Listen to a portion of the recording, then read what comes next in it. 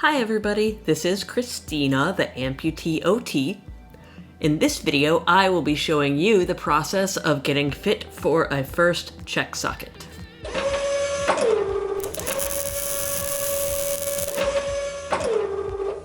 This is one of the early steps in getting a prosthetic leg made.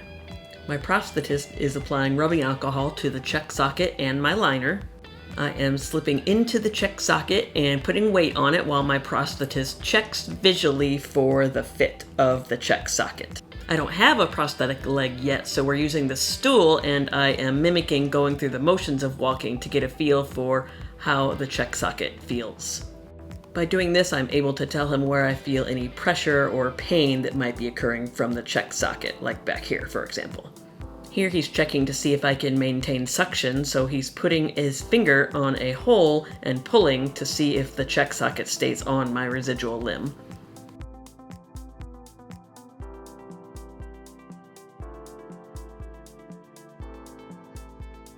Here I'm telling him that it's really uncomfortable right here up in my groin, and then he is making some marks on the check socket where he's going to cut it down so that it's not uncomfortable in that area.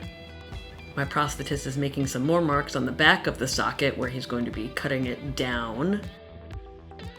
The socket sort of digs into my belly when I bend over like this, so I'm telling him and he's explaining that it's going to be cut down even more, so that shouldn't really be an issue when I have my actual socket made. Alright, so we're trying a different liner than the one that I had. The one liner that I started with is a suction liner, and we want to see how it feels with this different liner, which we might be using at a later time.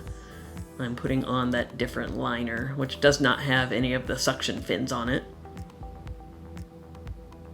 It's kind of hard to get on because my hands are sweaty. They're always sweaty. Alright, so here we go. Trying the check socket with the other liner to see if that feels any different. I didn't honestly notice any difference.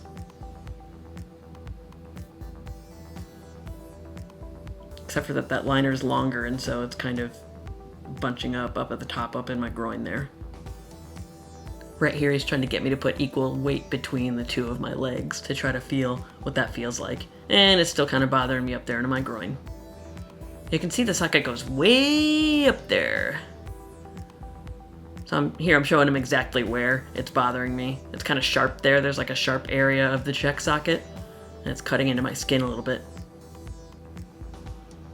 This may not be the exact process that other people go through. It kind of depends on the individual practitioner.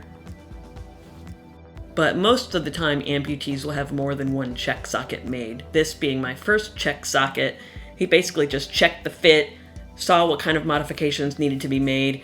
He's going to go make those modifications to the mold of my residual limb and then make a whole new check socket for me to try for next time. Alright, that's all for now. You can subscribe to follow my journey, ask questions in the comment section, and see you later. Bye!